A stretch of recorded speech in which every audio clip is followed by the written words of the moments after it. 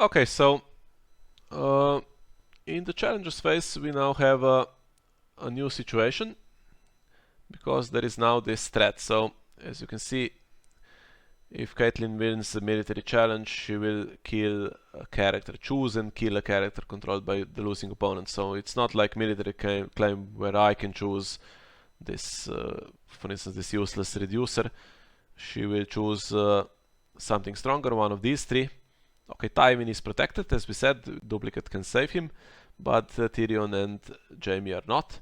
So now it is in my interest to stop Caitlyn winning this military challenge. And as you can see, the milk on her, so it stops, Milk of the Poppy stops this text, but whatever is gained by other cards, so her +2 strength from ice and all of these abilities that are granted to Caitlyn are not blanked by Milk of the Poppy because they're not part of the printed text box. So okay, these actions are and reaction is on the attachment, and the +2 strength is something that Caitlyn gets, and it will be displayed like with Tywin. Whenever he has something different than his printed value, it will be displayed here, so as to help you. When you play in person, you won't get this help, so this is something you need to keep track of. You can use stuff to keep track on this strength boost, but yeah, probably you should just try to remember, because in tournaments you might not. It wouldn't be looked upon favorably if you brought a bunch of tokens to mark all of the strength changes and stuff like that, I don't think. Okay, and we also have this, this attachment will show us how a character can participate in a challenge without the corresponding icon. So looking forward to that, but since I am first, let's see what I can do. Now I will use Gates of Winterfell again. Hope that this time is not cancelled. No more cancels. And I reveal Jory Cassell, which is a star card. So I'm allowed to draw him to hand. Yeah, so for me it's displayed in the log here. I can see what Jory Cassell is. I'm allowed to, so it says reveal the top card of your deck, which means both players can see it. So this is different than look. If it said look at the top card, only you could look, only the controller of the card could look. But if it says reveal, everyone can see the card. So we both saw that Jory Cassell was on top, and Jory Cassell is a star card, and it's now in hand. I don't know which of the cards it is here, so when the cards are discarded at random, I won't know which card Jory Cassell is.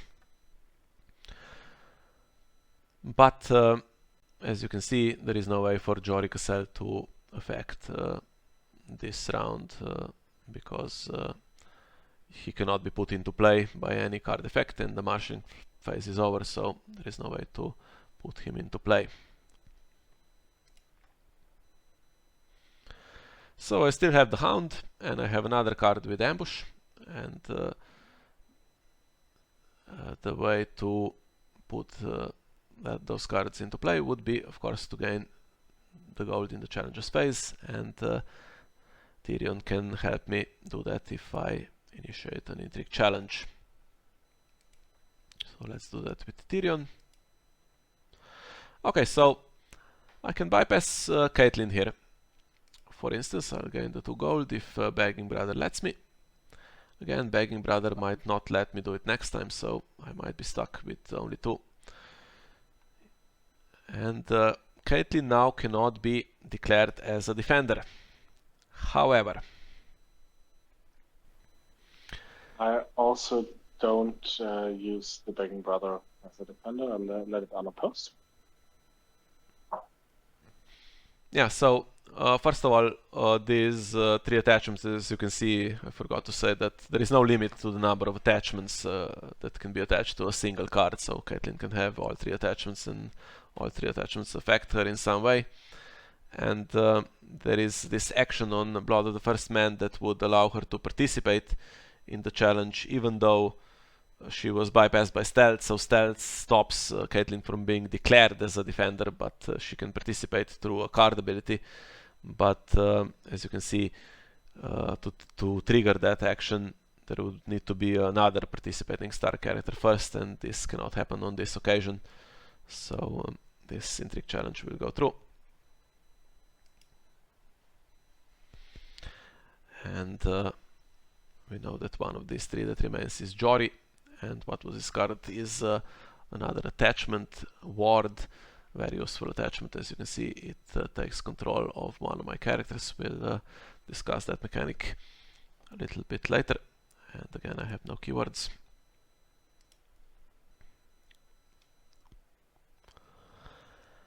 So Sir Jaime Lannister says that he does not kneel when declared as an attacker in the military challenge, and gains renown while participating in the military challenge. So if I initiated an intrigue challenge and Jaime would be declared as an attacker, he would then kneel, and I could no longer use him for the military challenge. So it's in my interest to do the military challenge first here, because as you can see, Jaime will participate in that challenge standing. Cannot defend because I don't have any character with a military icon. So it goes unopposed. Mia collects 1 power unopposed again, and then claim is applied, and I kill my small wonderful steward. And this time I do have a keyword, so it's not it's not printed like on Tywin. It simply says renown, but his card text does say that while he is attacking or even participating, so works on defense as well, in the military challenge, he gains renown. So if I now choose renown to be resolved, Jaime will gain that 1 power, which puts me on 6 power in this game. And now I can do another intrigue challenge. As you can see, opponent is running out of cards a little bit, so it's definitely in my interest to do that. And since there is no threat of a military challenge against me, because there are no military icons, I have some safety to use Jaime. Don't need to necessarily use him to defend. And Tyrion gains another 2 gold for me, which increases time in strength and gives me the option to marshal, to ambush these 2 ambush characters. So another intrigue claim. Unopposed, and I have to discard another card from that. Very annoying. And if I process renown now, as you can see, nothing will happen because Jaime does not have renown during intrigue challenges. Okay, now I have this card, the Queen's Assassin, which I can ambush for 4. So, as you can see, it says, after the Queen's Assassin enters play using ambush, choose an opponent. If you have more cards in hand than that player, he or she must choose and kill a character he or she controls. So, the opponent is down to only 2 characters, so it would be very nice for me, for instance, if another one was killed here. But if I ambush the Queen's Assassin now, I will only have 2 cards in hand when the reaction triggers, and then I will not have more cards in hand than the opponent, so I will not be able to do anything with this. But I can ambush the Hound, and that leaves Tywin standing, for instance. And since there is nothing else to spend the gold on, I can try with the Hound. But the downside is, of course, that Tywin's strength now goes down, so Caitlyn, as you can see, has 6, and Tywin will not be able to successfully defend against Caitlyn unless I gain some more gold to increase his strength. So let's do a power challenge. Well, we might actually do a power challenge with both of them, because Tywin might lose on defense if Caitlyn does the power challenge, and that means that he won't be able to gain his renown this round. And I would very much like to gain. Unopposed? So that gives me 1 power for unopposed, and then This time, just to show, I will actually cancel the hound. So I can do it, so it cannot go back to hand. This time it's not really useful, but sometimes you might actually want to keep him on the board, so he cannot ambush him again. Or if you have other reasons why you want to keep him on board. So I spent the last gold on the begging brother, and now he has no more gold left. So unless I get some other way to fill him up with gold, I cannot cancel any more actions with this begging brother. yeah, so bestow resolves whenever a card with bestow enters play. You can choose that number, so from 0 to 3 2 was bestowed, but there are some other abilities that can put gold potentially on characters, so begging brother could gain some gold. It's not going to happen in this game because we didn't include those cards in the deck, but it is possible. Bestow is not something that is present in the original game. It was introduced a little bit later, but you might see it occasionally in games, 1 or 2 cards here and there, and then you will see very occasionally decks that completely rely on this keyword and have lots of ways to put gold on characters, and begging brother is a key card there because he can cancel all kinds of stuff, and it becomes very difficult to trigger anything in those games. Okay, so applying claim, which means just to show you, I have 6 and the opponent has 3, so when I apply claim I will take 1. So I will now have 7 and the opponent will have 2. And again, I can just click automatic here, for instance, and it will automatically resolve all the keywords that are present. So Tywin will gain 1 for renowned here, which puts me on 10 power, 15 to win the game, so getting reasonably close. And the hound is now stuck on the board, so even if I had more gold, I could not re-ambush him because he could not escape. This is where when I said that it can be beneficial to allow this forced reaction to take him back into hand. Yeah, this is where that's quite useful. To get him basically stuck on the board so that he cannot continue to do these challenges. And as you can see, I have nothing more I can do. So one thing that I forgot to mention, obviously, I have a plot here that says a player cannot initiate a military or power challenge unless he or she has won an intrigue challenge that phase. So I just instinctively did an intrigue challenge without thinking. Yeah, so I had to do it in that order because I needed to win an intrigue challenge first in order to be able to do the other two. And now you will see that my opponent will first need to win the intrigue challenge as well. Intrigue, choose the begging brother. Yeah, so if Hannes won an intrigue challenge on defense, this would count towards my plot, so he would be able to start with a different challenge, but now first needs to do this one. And yeah, here is that Queen's Assassin that wants me to have more cards in hand will now have a difficult time because Hannes will have 2 and I will have 1 after this intrigue claim.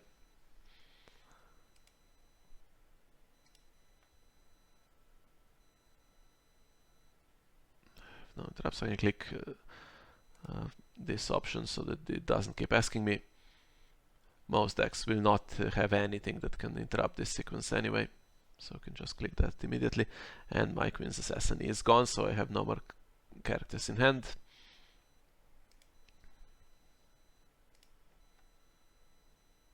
Then I'll do a power challenge with Caitlin. And I think now we should switch cards. Let us imagine that Miha had not discarded Superior Claim, which is now in my discard pile, but instead, let's say,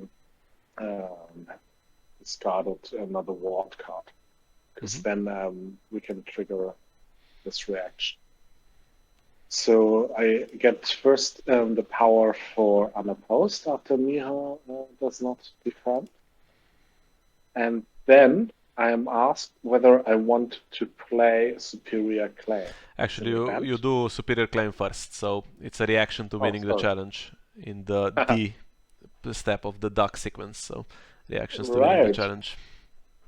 That's true. So you see, you can play the game for 1.5 years and still sometimes mess up the orders. So don't be discouraged if you cannot remember everything from the first place. Sometimes it doesn't really play a role, but usually together when you're at the table, you will be able to figure that out. So I'm asked to play it. It costs 0, and it says it's a reaction after you win a power challenge by 5 or more strength, gain 2 power for your faction.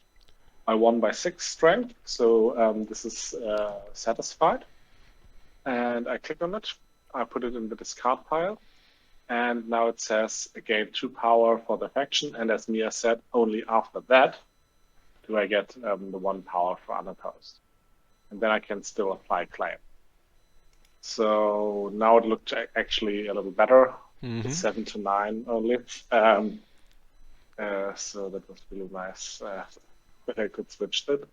Usually, of course, you can't just take events from your discard. Yeah. This was for illustration. Yeah, we will do that a few more times because we have some things that we haven't demonstrated yet. Yeah, so the decks that we've designed here basically are not very quick to gain power because we wanted the game to last a while so that we can show different mechanics. As you can see, we are in plot. There is one in the used pile, one revealed, so that means it's round 2, and we are at 9-7. So yeah, we're playing quite quickly, and the games can last. If decks are really fast with lots of effects like this one that can gain additional power, they can possibly win in 2 or 3 rounds. We call those rush decks, and some decks specialize in playing the long game and block the opponent's power gain as best as they can, and then they just get the resources and then they turn it around in the late game. And those games can go beyond this 7 rounds, so you will need to reveal all the plots and then possibly go into round 8 and further as well. So, Miha, do you remember your longest game in terms of number of rounds that you have played? I think it must be something like 11 or 12 rounds. I think I played. When I played Martel is a faction that often plays a very long game, and yeah, it can go quite long. Yeah, so I think my longest was 14 games, 14 rounds. So that was the absolute maximum. So yeah, that is really, really a long time. But usually you will finish sooner, but it can happen. Yeah, so I would say the average probably is around 6 maybe. So you reveal almost all of your plots, and sometimes it's a little more, sometimes a little less. But the extremes would be possibly something like 2 rounds, or something like 10 would be pretty extreme numbers. Yes. But yeah, and time-wise, so we're playing this very slowly just to explain stuff, but usually this point of the game, so in the middle of the challenges phase in round 2, we would get to this point in maybe 10 minutes. So this is doesn't take that much time. So if the game lasts, for instance, 6 rounds, I think that would be around that 55-minute time that is often used in tournament play. And Yeah. we'll discuss at the end what happens if no player wins by that time. So we are not playing a timed game here, so we will just play it until someone gets to 15 power. But we'll talk about what happens if you play in a tournament and don't get to 15 power in time. Okay, so superior claim gains to power. Just one more thing, so something that you will not find in the rules, but if you check the tournament regulations on TransDB, there will be this entry missed opportunities. So for instance, if on this website it highlights all the cards that you can use, so if superior claim is in hand, it will be highlighted when you can trigger the reaction, so it's a lot easier to follow everything. But if you play in person, you need to remember to trigger this. So for instance, if you pass your opportunity to react to winning the challenge, so it's passing works just like the action windows. So the first player has the first opportunity to react to something, such as winning a challenge, and when both players pass, that window closes and you can no longer react. So if you move on to gaining the unopposed power and then remember, I forgot to trigger that superior claim, you cannot technically go back. So in a casual game, even on this website, you would be allowed to just go back and do that most of the time. But in tournament play, when it's a more serious game, the opponent will not let you take those missed opportunities again, so chance will be gone. Okay, and I don't think there is anything left in this phase, so now my opponent has the 6 gold remaining to win dominance, and that's another power, and we are at 9-8.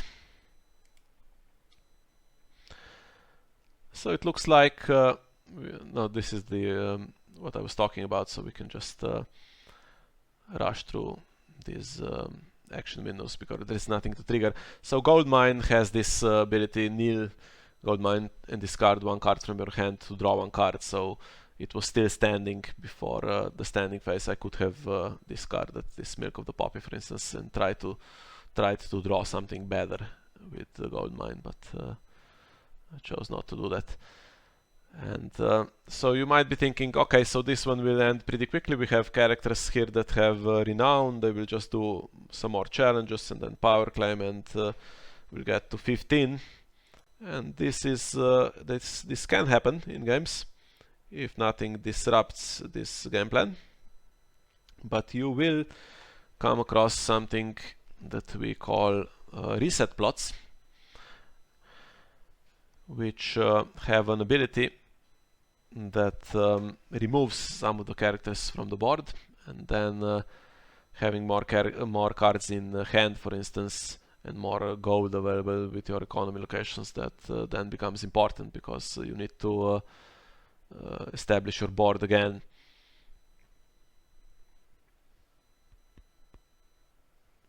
So I need to select a plot, and on this occasion I will choose this one. I don't think my opponent has a reset plot. I don't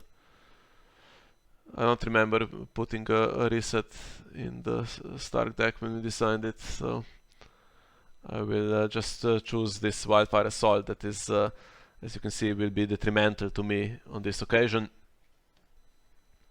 So if I win initiative and I select myself to be first player, and now we have 2 plots with a when revealed ability, and I get to choose the order in which they trigger, and let's see what they are. So Time for Wolves says, when revealed, search your deck for a Dire Wolf card, reveal it and add it to your hand. If that card's printed cost is 3 or lower, you may put it into play instead. Shuffle your deck. And mine says, when revealed, each player chooses up to 3 characters he or she controls. Kill each character not chosen. Cannot be saved. So cannot be saved is something you will often see on cards like this. It means, for instance, if Tywin was killed and he could not be saved, the duplicate would not help. You could not use it to save the character. So as you can see, I have more than 3 characters. So if my opponent revealed Wildfire Assault, I would be able to keep 3 and the others would die. So normally I would not reveal this myself, but just to demonstrate how the game could potentially turn around with a plot like this. And a Dire Wolf card will possibly enter play for Hannes here. So if Hannes had 3 characters, I could choose this to resolve first, so that he would go up to 4 and would need to kill one.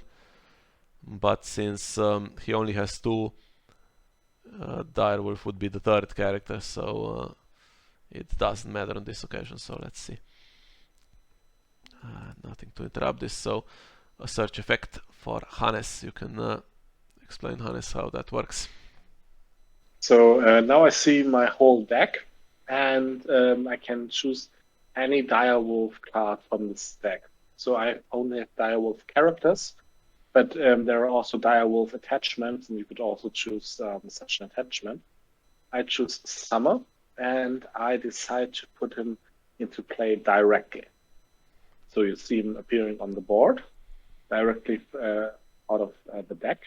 And then it says reaction. After Summer enters play, return a star character with printed strength 2 or lower from discard or dead pile to your hand. So I trigger that, and then Summer basically revives Bran from the dead, and I'll get him back to hand.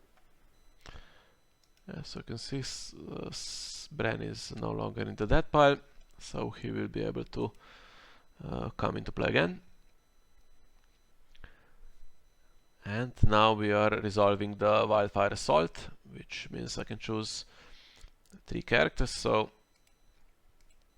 for instance, these 3 are the biggest and most important characters, and this is where cancelling the Hound, for instance, is important, because now he did not escape the board before Wildfire, and now he needs to die. Otherwise he would be in hand, and he could come into play again next challenges phase. So just as a demonstration, it says I can select up to 3 characters. And usually it's also in my interest to choose up to 3, but I don't have to. Sometimes you might want to kill off some of the characters in the Wildfire Assault. So, for example, I don't choose the Begging Brother, only Caitlyn and Summer, and the Begging Brother will die. Okay, so I have 2 cards that are going to be killed now, and they are killed simultaneously. As you can see, it says kill each character not chosen, so this affects all characters simultaneously. And when 2 are killed simultaneously, they have to be put in that pile in a certain order, I guess, and I, as the controller of the cards, get to choose this.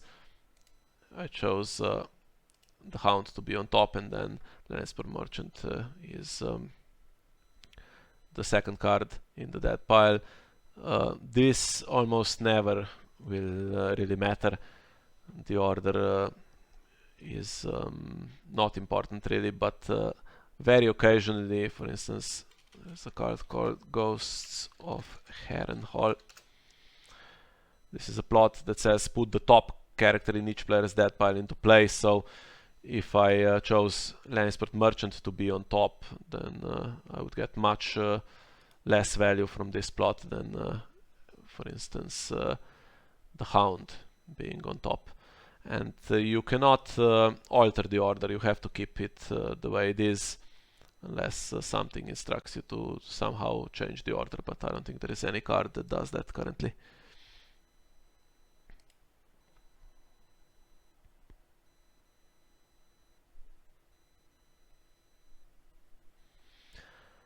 Okay, and now I have drawn the Hound again, and okay, this is a good opportunity to show you what happens.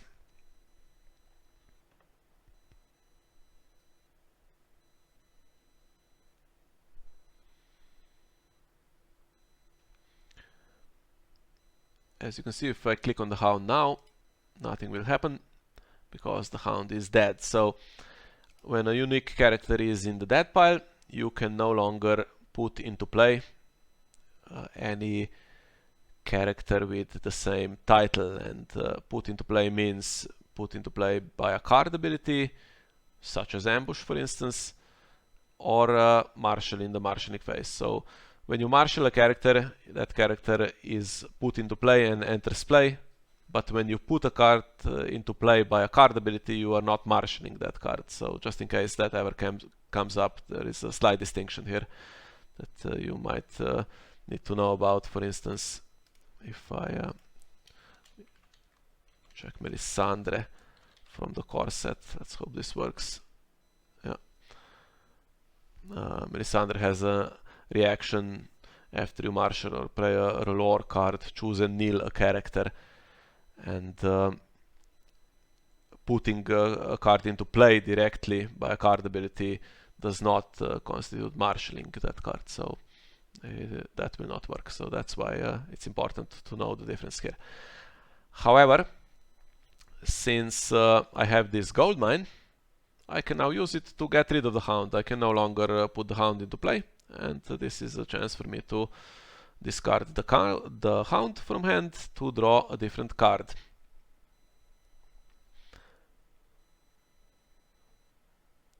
And I get a character, Birdman. This is a non-unique character that also can be ambushed. So Lannisport Merchant is also in the dead pile. If I drew another Lannisport Merchant now, I could play him. He's not unique, so it's a generic character. There can be more than one, and it doesn't matter if a non-unique character is in the dead pile. It only matters for unique characters.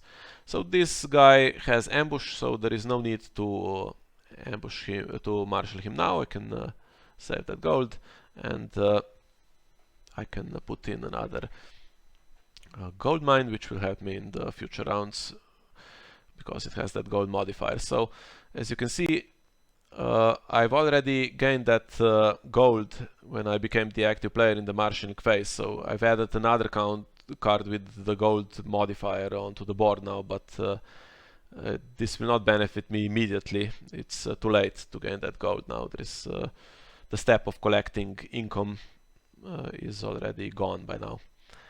And the other card I have is another Milk of the Poppy. So this is a non-unique attachment. Attachments can be unique, like ice, for instance, which means if my opponent had another ice, it would be in play as a duplicate, like Tywin. But the Milk can be marshaled again, a different copy on a different character. However, Summer is a character that has the no attachments keyword, and that means that I cannot attach the Milk of the Poppy to him, and this is an attachment that will be found often on some army characters and stuff like that, and also on direwolves and dragons, and not sure if there are other creatures or whatever that have this keyword, and occasionally on just on normal characters as well, but usually not. And this keyword has some variations as well. Sometimes it will say something like no attachments except something with a particular trait. For instance, Milk is a condition attachment. It has the condition trait. So if Summer said no attachments except condition, I could still attach Milk of the Poppy on Summer. So I have nothing else to do this round, and I can pass my window. All right, so I'll kneel and sacrifice the King's Roll and reduce the cost of Jory by 3, so it only costs 1. Then Bran is marshaled for 2 because Summer saved him. And then I'll play a dupe on Gates of Winterfell, so you can also play dupes on unique locations. And if for some reason it would be discarded, it could also save this location. And then I'm done. Yeah, so we saw a way in which characters can leave play, so with military claim and also with card abilities like this Wildfire Assault, and this ice attachment is still on the board that will possibly attempt to kill one of my characters. And locations are the same, so they stay in play indefinitely until something drives them out of play, and usually it will be more difficult for locations to leave play. They're safer cards, I guess. They stay on the board for a longer time, and attachments stay on the board while attached character is on the board, and there is also a way to directly discard attachments with some card effects. And the last card type event does not enter play, so when an event is played, we've played a couple in this game, it is just played in the discard pile after it's used. Okay, so I can pass my action window, and now I need to be careful. So I have Jamie, who does not kneel for the military challenge, which means I might want to use that first. However, I need to play around ice now. So Caitlin, if she wins a military challenge in which she is participating, she will use ice to kill a character of mine. And this other attachment, Blood of the First Man, allows her to participate in a challenge in which Hannes controls another participating star character. So for instance, if I initiated a military challenge with Jamie with strength 5 and Summer defended, Hannes could use his attachment to add Caitlin to the challenge, and he would have 9 strength and win on defense, and then I would pay a pretty big penalty because ice could kill one of my characters. And this is where I talked about treachery cancelling. I don't remember what it was exactly, so it was something not that great, and this is a very valuable card that you need for opportunities like this. So we have a lot of cancel in this game. We had Begging Brother, we have treachery, and also Bran can cancel an event. This will not always be the case, so Lannister in particular is a faction that specializes in these cancels, and Stark as well to some extent, but other factions will not have a lot of these cancels available, so don't worry about it, it's not all about cancels in this game. Okay, so what to do? Let's see. So I can do an intrigue challenge which will increase the strength of Tywin. That will be useful for sure when trying to defend against ice. And I can bypass Caitlin so that I can win.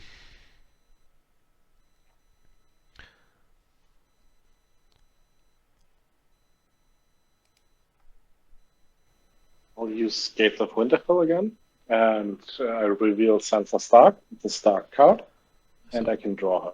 I can check in the log always when a card is revealed so that I know what it is.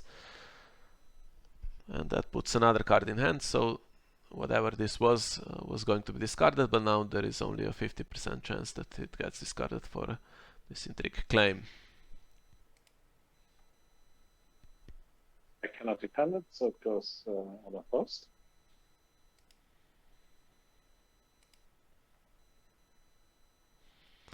And it is a good event. Winter is coming. That is an event that can manipulate the claim value. As you can see, it raises the claim value on the revealed plot by 1, and having a claim value of 2, for instance, on a military challenge would be very, very dangerous for me because I only have 3 characters.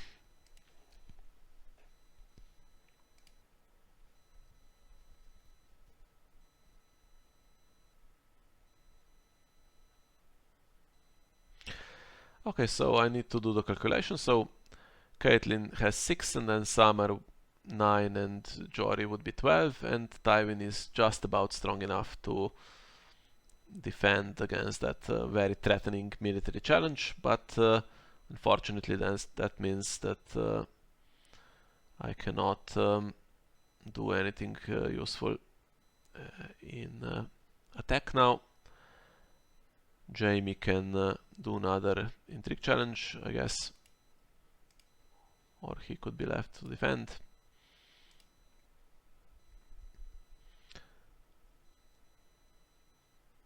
So we know that Sansa Stark is the last remaining card, and always useful to get rid of that.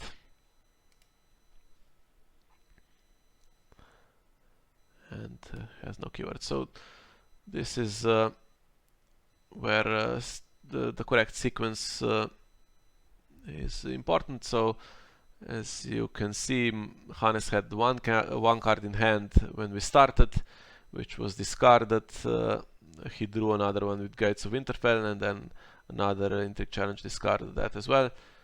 And if he only had 1 initially, I would discard it with the first challenge, and then the second challenge, when I applied claim, there would be nothing in hand, so nothing would happen. And if he then triggered Gates of Winterfell, he would now have 1 card in hand.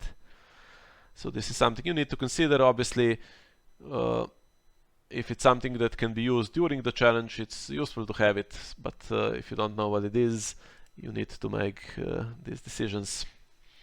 And Tywin has now climbed up to 15 strength, and just to be safe, I cannot afford to use him as an attacker here. So I will pass. And I do a power challenge with Bran, which of course Miho could easily defend with Tywin, but I'm poking him, as you would say, because he has now to decide whether to defend this power challenge or whether he wants to keep Tywin in reserve in case I do the military challenge that he's dreading. So just because of this threat from Ice, I basically get an unopposed power challenge, which gives me 1 power from unopposed and 1 that I steal from his faction card. And Bran now has insight, because Summer has the ability, while you control Bran Stark, he gains insight. And insight is also a challenge resolution keyword.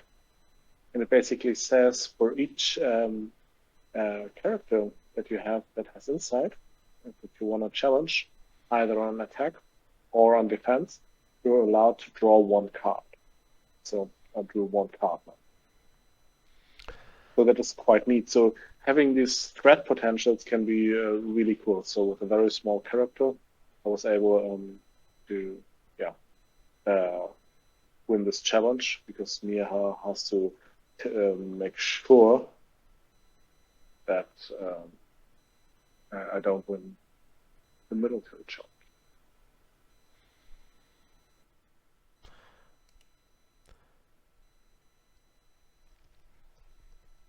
Yeah, so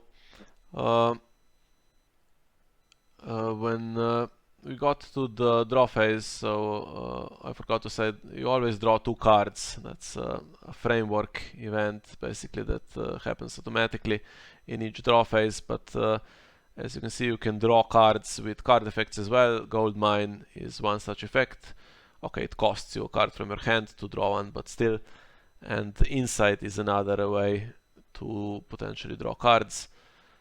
And this is something that you obviously want to do, because more cards, more options you have, and the best decks will have many ways to draw as many cards as possible over the course of the game. We don't actually have that many in this game. Usually we'll have a little bit more even. We're playing basically with almost empty hands, but often you will have 4 or 5 cards in hand at this point of the game. So this is now that threatening military challenge with 3 strength, and I have Tywin to defend. So I had to make some sacrifices to do this, but it's not a complete waste. Tywin has Renown, so he will still gain 1 power and get me to 11. But And of course, yeah, Caitlyn's still standing now. And I follow up with a trick challenge.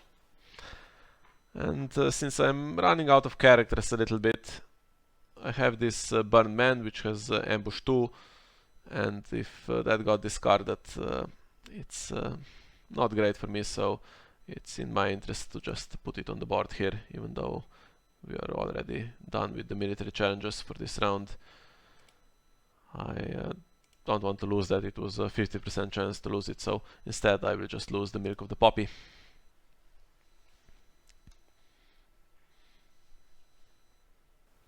And I gain another unopposed, and I play claim. And when that's the challenges phase, Miha wins dominance, 2 from the burned man, not from the burning man, and 7 from his gold. That's 9. And I have 3 from Jory, and 1 from gold is 4. And now everything will stand. And that gold now will be gone for me, so lots of leftover gold that I cannot do anything with. Okay, and since my hand is empty, let's go for this one. So, okay. This is an interesting situation. So now Hannes wins initiative, and he gets to resolve this. He goes first and gets to resolve this when revealed abilities. So I first use Confiscation, which is my unrevealed ability, and it lets me discard an attachment from play. And I choose the Milk of the Poppy from Miha that's attached to Caitlin, because that's really annoying. It now lands on Miha's discard pile. He draws 3 cards, and Caitlin's ability will now in the challenger's phase hopefully pick again. Yeah, and since she stops triggers, that means it will be more difficult for me to defend against that threat that she still has with this ice. Yeah, and I draw 3 for my plot, and I will draw 2 more when we get to the draw phase in a second. So the milk that was discarded by confiscation is now in my discard pile. So even though I put it on the opponent's character, I still control the milk while it's in play, and it goes into my discard pile when it's discarded or when attached character leaves play if it's a terminal attachment.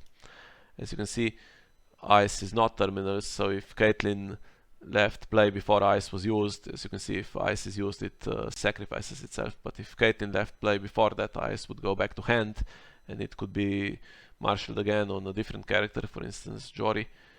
And the same with this Blood of the First Man, which also has a play restriction: character you control only. So it means that you cannot put it on Hannes could not put it, for instance, on Tyrion on my side of the board. Often you will see these play restrictions that say opponent's character only, or character you control only, or they need a certain faction affiliation or a certain trait for the character that they can be attached to. And now I have these 2 gold mines, which allow me to discard a card from my hand and draw 1 card, which means I have a pretty good position, because I can, if I don't like my hand, I can discard cards and try to draw something else. I could have done that in the draw phase before my opponent got gold, if there was any potential to cancel it. That was the way to do it, but if I delay it, it gives me the chance to see what my opponent does in the marshalling phase. So as late as possible can be beneficial in this case. Now I will actually use my agenda, fealty. So I kneel my faction card, and now the next loyal card that I marshal is reduced in cost by 1. And this loyal card is Hodor, and instead of 2, he costs 1. And then I marshal also a Direwolf Pup, which has basically 3 core abilities. First of all is no attachments, and then it gets +1 strength because there's another Direwolf card in the game. And the third key ability is that it's, I think, the cutest card in the whole. And then I'm done. And 2 gold remaining, which can be used to pay for events, for instance, in the challenger's phase, if my opponent has any. So okay, I have Grandmaster Pycelle here. He doesn't have any ability apart from the insight keyword, so I included this to show you what insight does, but since we've already seen it on Bran, let's discard him and see what else we can get. And here is another treachery. So this is an important card because that ice threat, if it does trigger, potentially can be cancelled by treachery. And then we have that interesting situation again where I can cancel triggered ability on an attachment, and then Bren can cancel an event, and we have this cancel fest that eventually something happens or doesn't happen depending on who has more cancels. And I also have a bodyguard, so this is an important positive attachment that goes on Lord or Lady characters only. And it says interrupt: when attached character would be killed or discarded from play, sacrifice bodyguard to save that character. And since ice is very dangerous and Jamie does not have a duplicate like Tywin does, I will use this, attach it to Jamie, and if Jamie was going to be killed by ice, I could use bodyguard to save him. Discarded from play, so there is nothing that will discard Jamie from play, but you will come across such abilities occasionally, so it says from that. But if I had something else, if Hannes had something else to remove Jamie from play, for instance return him to my hand or something like that, the bodyguard would not help. And then let's see what we get for the other Pycelle. Okay, and we get Cersei Lannister. This is a good card as well, so she is loyal. I can also use Filthy, have the same agenda. It's an action, I can kneel my faction card, so I click on this. So what happens is I get the options. If I simply do select card, it will kneel. No, it won't kneel. Okay, so it doesn't kneel your faction card. I was thinking sometimes, yeah, if you click on cards it automatically kneels them, and if they have some sort of ability you will get this option either to click select card, which will then kneel them, or you can use the ability that that card has. So kneel your faction card to reduce the cost of the first of the next loyal character. So I marshal Cersei, she costs me 3, as you can see, instead of 4, which is her printed cost, and I can carry 2 gold into the challenges phase. As you can see, I have another card with ambush here, and an event that costs me 2, so, and another that costs 1. I will be able to use that gold in the challenges phase.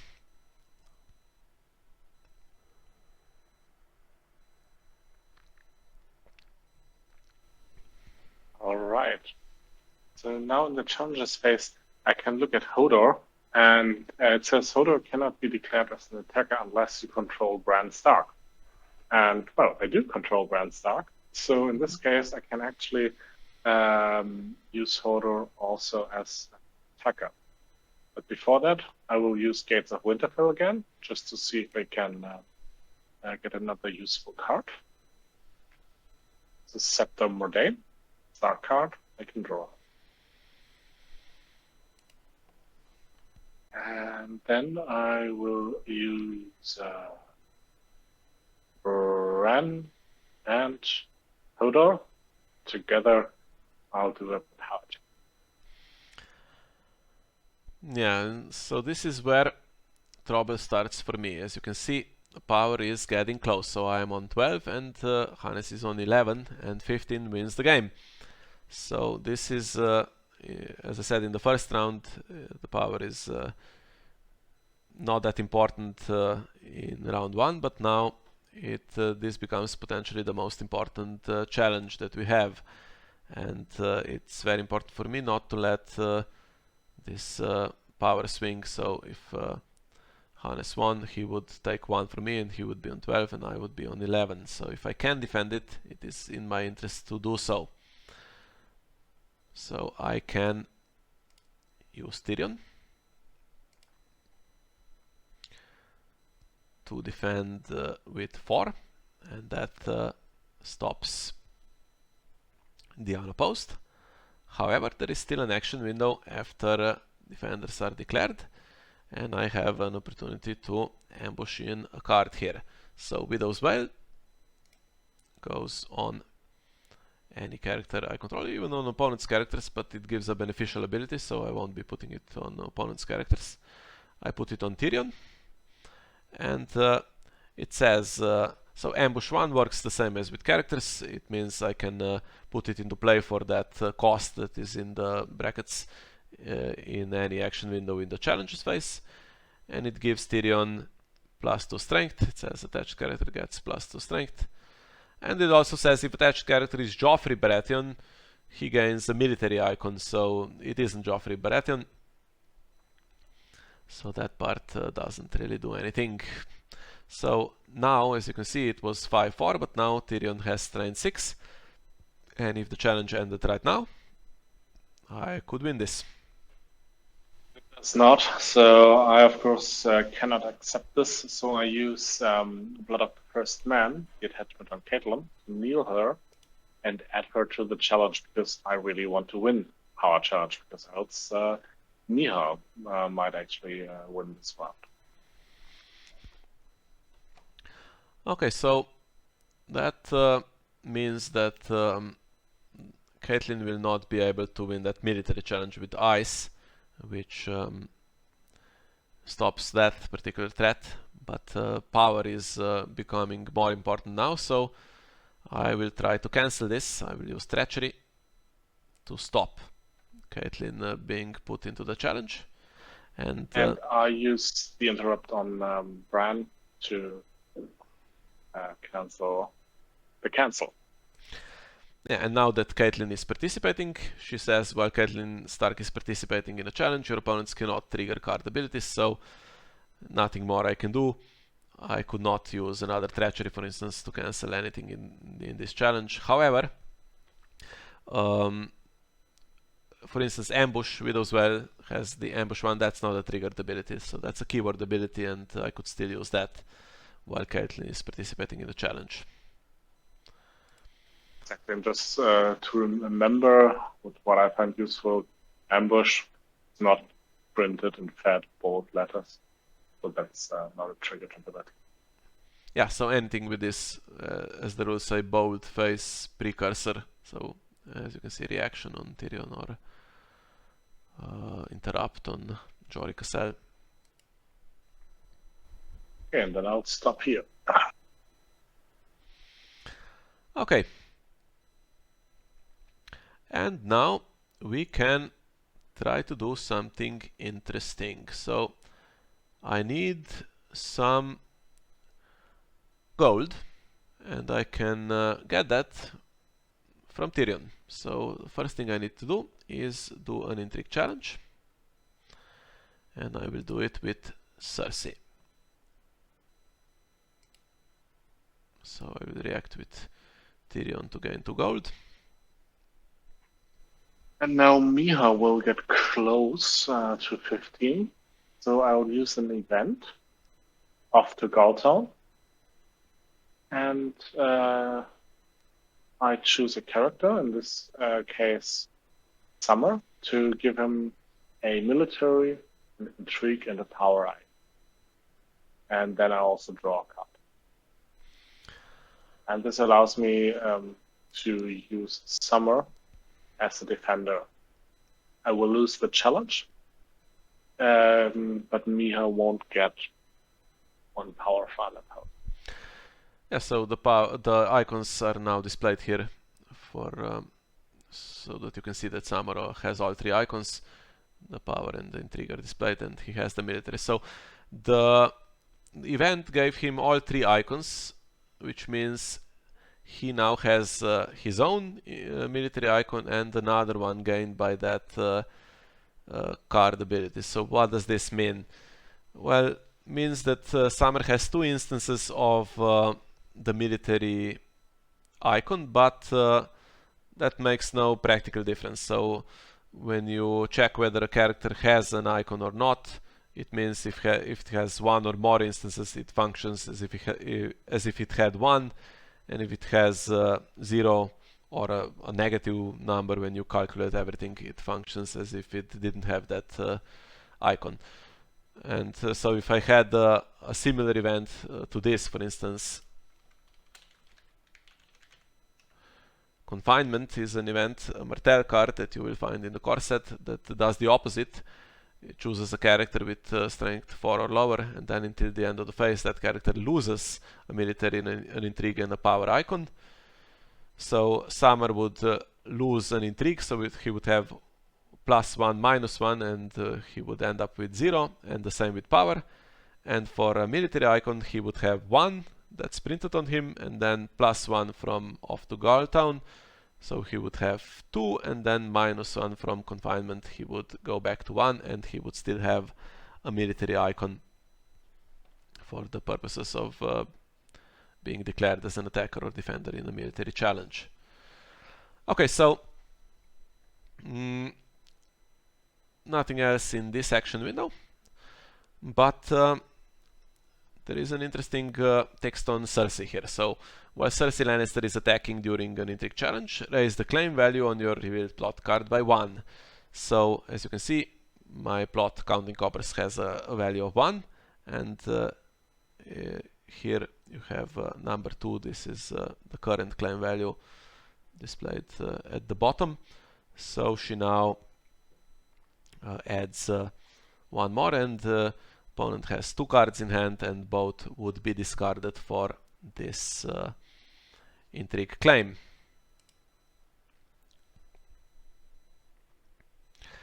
However, now I have to discard 2 cards, right? Not so fast.